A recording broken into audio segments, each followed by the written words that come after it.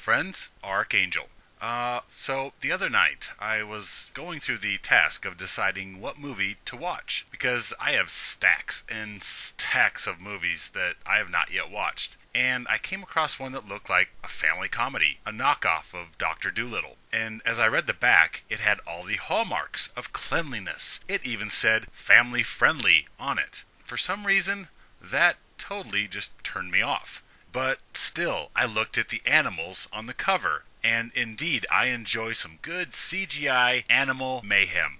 But something nagged at me, and so I settled on a 007 movie instead.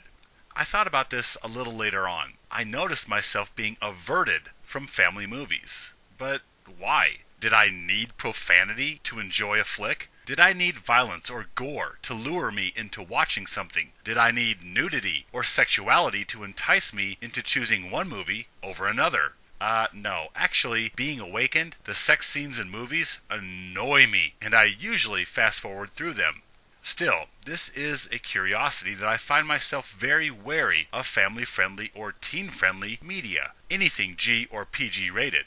But never fear, there is quite an obvious reason for this. You see, making a movie may be seen as making a recipe. You have many different ingredients: dramatic tension, action, violence, horror, romance, humor, etc. Yet many of these plot devices are for mature adults to observe, not children or young teens. So when you make a family movie, you must start removing mature plot devices, such as nudity, profanity, violence, sex, or gore. And thus you must fill the remaining story with excessive amounts of other plot devices, in order to fill the 90 minutes that movies have shrunken to. Yeah, movies used to be a good 2 hours. Now, like food at the grocery store, we get charged more for less. Anyhow, humor is usually the plot device that gets exaggerated and overused in family-friendly flicks to fill the space that cannot be filled with adult devices. Look at it another way. An unrestricted movie or unrated movie is like old-fashioned, unadulterated chocolate chip cookies. Nothing has been withheld. The sugar, the butter, the chocolate chips, the salt, etc. Everything is there. Yet, when you want to make cookies appropriate to peoples with various requirements, then you must alter ingredients. For example, when you want to make low-fat chocolate chip cookies, you must use more of other ingredients to compensate for the withheld fat, and that usually means more simple carbohydrates. Or when you want to make sugar-free chocolate chip cookies, you must compensate with other ingredients to fill the absence left by the withheld sugars. And this usually ends up being artificial sweeteners or more fats. Likewise, when you have Disney or religious, clean type of family-friendly media, you have to fill the space of the show with more devices from the approved list to make up for the devices withheld from the unapproved list. So, making a G or PG movie, you get to embellish drama, comedy, and a little action to make up for not being able to include profanity, drug use, violence, gore, nudity, sex, or crude humor. Now, you may be thinking this is as it should be, because kids don't need to be seeing all this adult stuff. And I agree. However, they are being brainwashed and negatively influenced by family-friendly media. Because the humor that most family-approved media relies on to fill its show with is male devaluation. We freely, openly, and slanderously mock males in family-friendly media. Yep, most kid-approved cinema thrives off male devaluation. The dad who is the dork, the geek, or the bumbling moron, who has to be saved and supervised by mom. Or the dad is portrayed as the mean authoritarian or an obsolete tool who is outshined by mom or grandma or aunties or even daughter's brilliance and genius.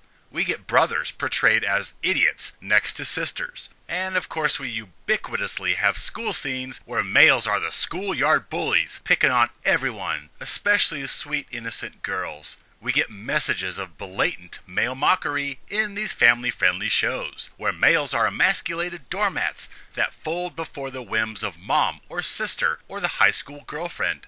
We get blatant teachings of males being obedient servants to all females and opening doors for ladies and carrying Mrs. Jones's groceries out to the car and beating up other males to protect females.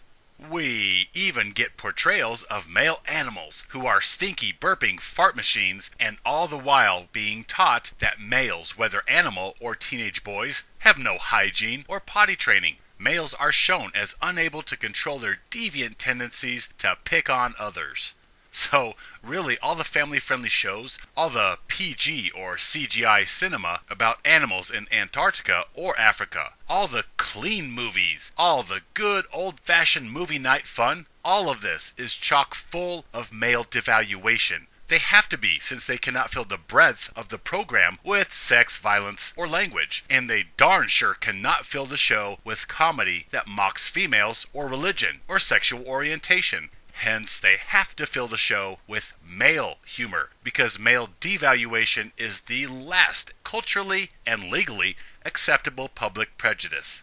Oh yes, you heard that right. And this is the reason that I am also wary of adult comedies, because comedies thrive off of male mockery and male devaluation. If the comedy is G or PG, you get the usual males as unwitting clowns and fart makers. If the comedy is rated R or unrated, then the more graphic and malicious the mockery of males, usually mocking males' sexuality and genitalia.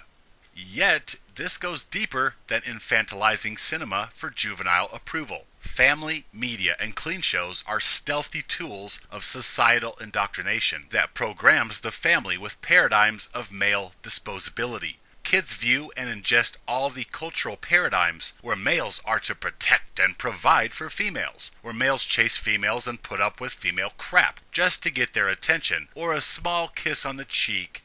Paradigms of male stupidity and female brilliance, of male filth and female cleanliness, of male thick-headedness and female compassion. All the paradigms of our gynocentric culture get played out over and over again in family movies, where males are rough, vulgar victimizers, and females are the soft, innocent victims. Males are the retarded, flatulent clowns, and females are the beautiful princesses. Kids get to be programmed with the same old tired memes. Boys look and smell funny. Girls are beautiful and smart. Boys are boisterous and cruel. Girls are caring and tender-hearted. You know, the usual male mockery, which gets played out on the CGI animals. The animals are crude clowns also, and bullies, beating up on other male animals, yet bowing to and being corrected by the beautiful, caring female animals.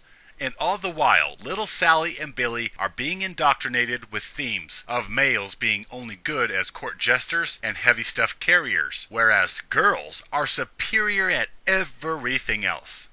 Obviously, not every family-friendly rated show is this ripe, but the majority are. They are like cult training videos on the behaviors and protocols of the sexes. Males are to serve, protect, and be chivalrous to females, and females, for their part, are to assume the role of being worshipped and elevated.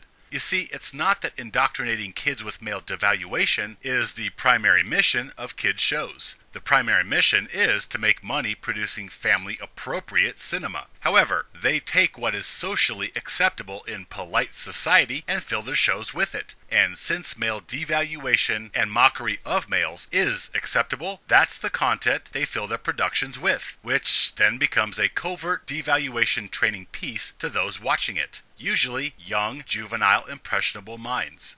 In other cases, feminism is such an entrenched parasitic prejudice that many shows are made specifically with the purpose of elevating females and devaluing males in order to brainwash younger generations. Yeah, as if they need any help. Gynocentrism is programmed into every being, which compels males to protect females and females to protect themselves. Then we have entire nations of children being primarily raised and influenced by mothers. And we also have a system that rewards girls and punishes boys. So really, gynocentric family-friendly cinema is merely sprigs of parsley that top off a huge, steaming dish of male disposability. When you awaken to male disposability, which is preceded by the devaluing of males, then you see every joke, every snide comment, every patronizing skit, every misandristic jab of every cartoon or sitcom or movie of every genre of entertainment out there. And you realize how monumentally colossal the male devaluing machine truly is in our society.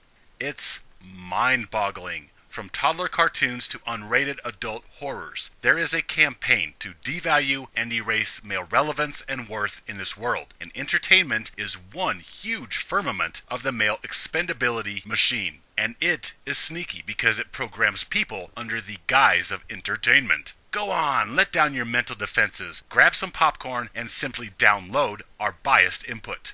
There is a saying, if you want to know who is in charge, just identify who you are not allowed to criticize. So it is socially acceptable to mock and make fun of males, while still calling it good old-fashioned family-friendly fun.